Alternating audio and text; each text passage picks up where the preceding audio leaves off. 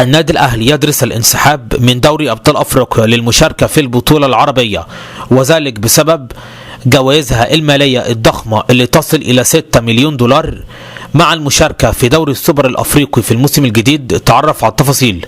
أكد مصدر من داخل النادي الأهلي على أن هناك دراسة حاليا في الاكتفاء فقط بالمشاركة في بطولتي دوري السوبر الأفريقي والبطولة العربية في الموسم الجديد، نظرا لأن المبالغ المالية اللي الأهلي هياخدها من البطولتين دول لو الأهلي فاز بيهم هتكون أضعاف من أهلي مثلا لو لعب في بطولة دوري أبطال أفريقيا عادي وخدها وخد في الآخر 2.5 مليون دولار، مش هيعملوا أي حاجة.